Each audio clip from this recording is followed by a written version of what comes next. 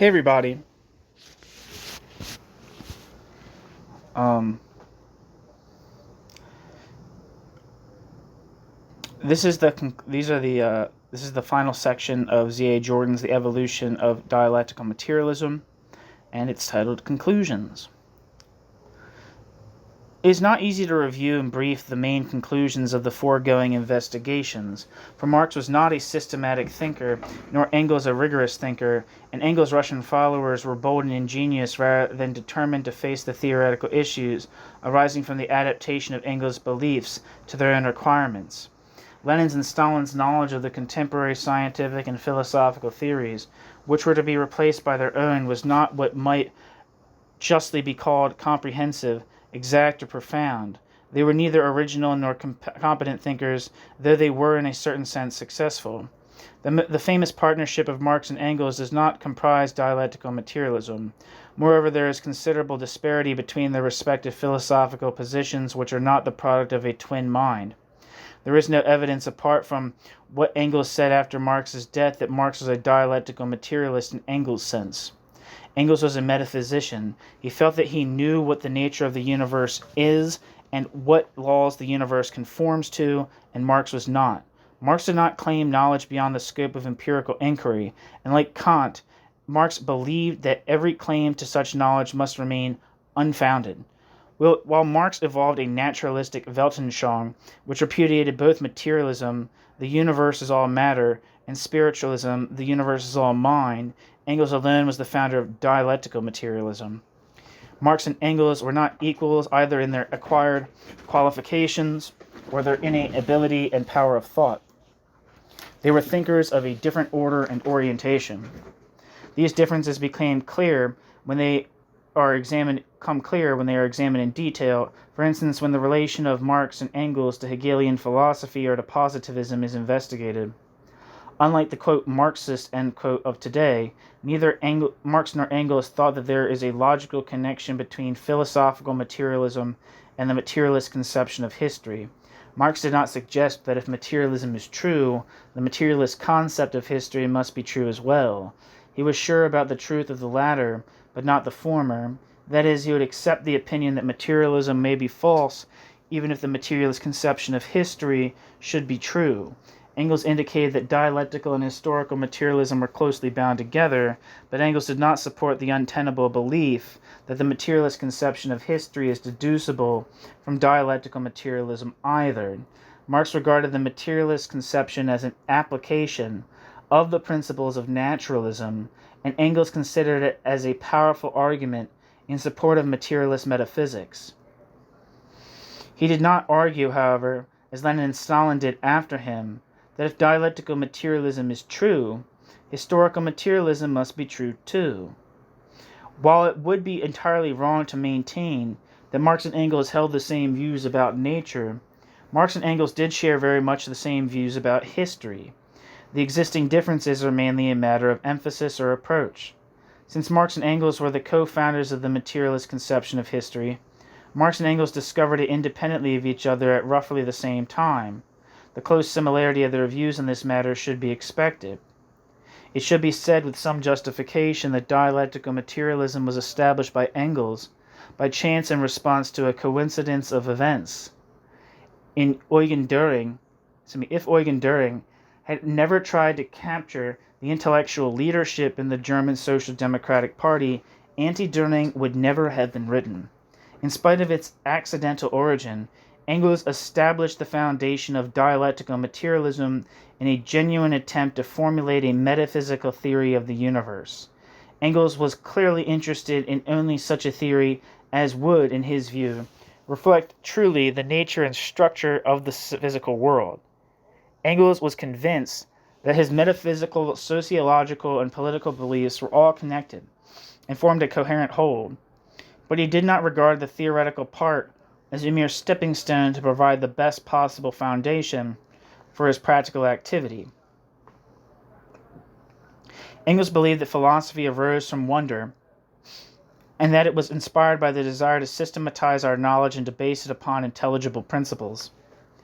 Although the origin of dialectical materialism was more or less accidental, Engels' formulation of dialectical materialism was intended to serve a clearly cognitive purpose. This cognitive purpose proceeds more and more the further away we move from Engels.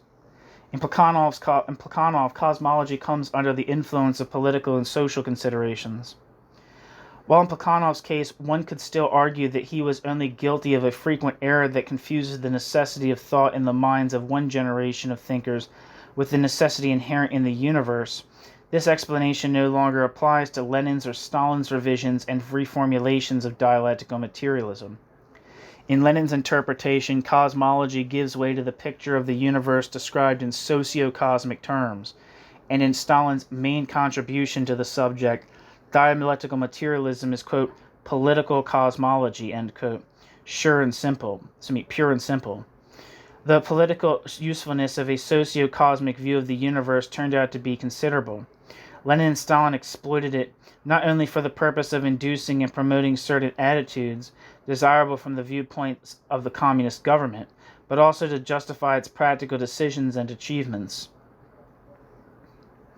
A metaphysical theory of the universe was arbitrarily transformed into an instrument of bolstering up political views and for exercising control over human behavior.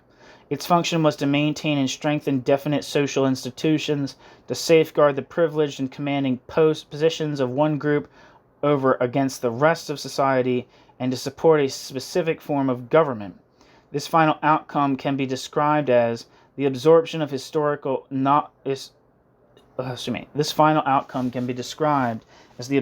scientific knowledge and philosophy of ideology. If we accept the partiality of all established governments towards the presentation of the results of science in one way or another, because of its alleged support to some political, social, or religious creed, the fortunes of dialectical materialism represent an extreme instance of the interdependence of politics, philosophy, and science. Two basically different conceptions of dialectical materialism seem to have emerged, the minimalistic and the maximalistic.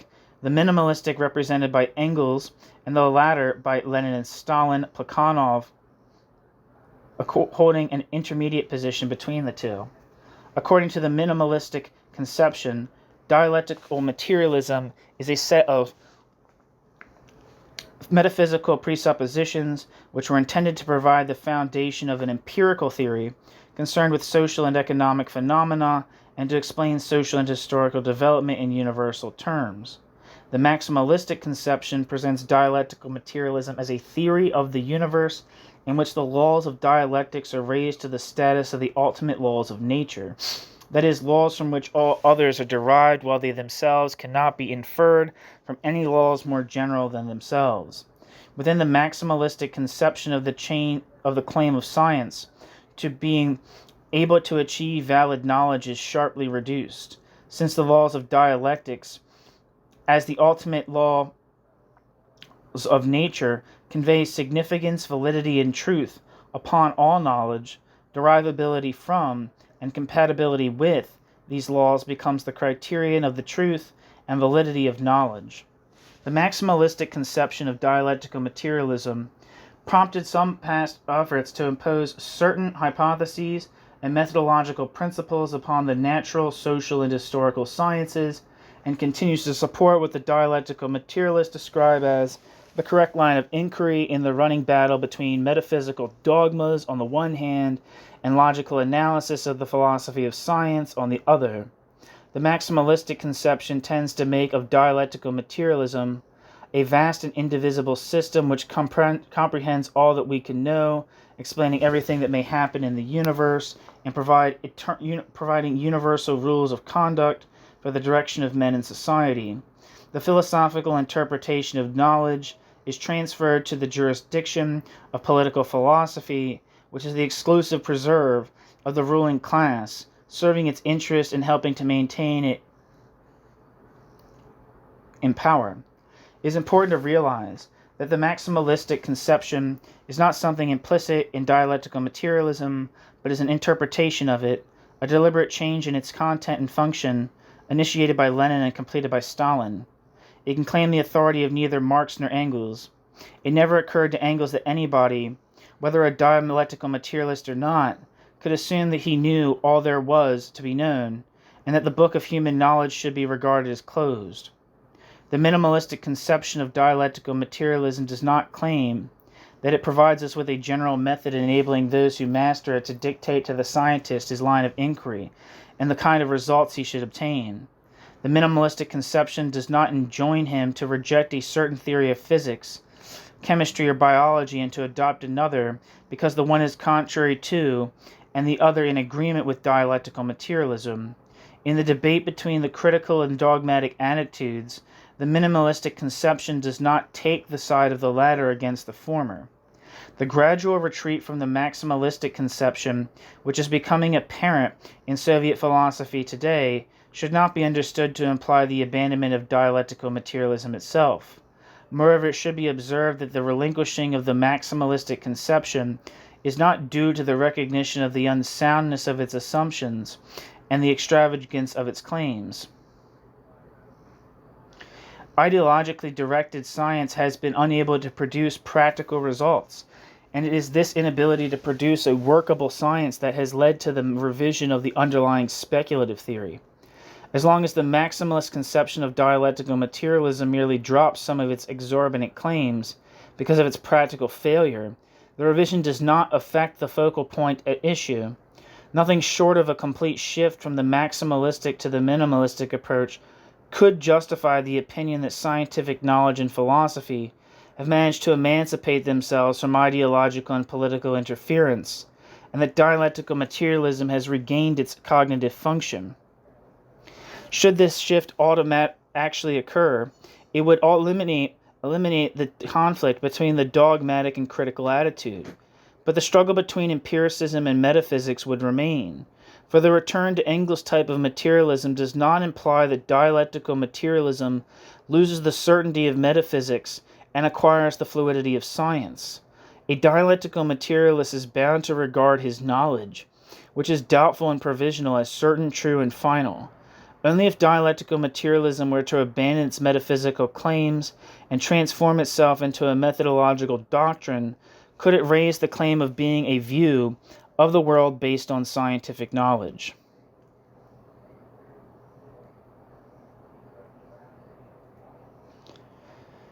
The end. Thank you so much for listening.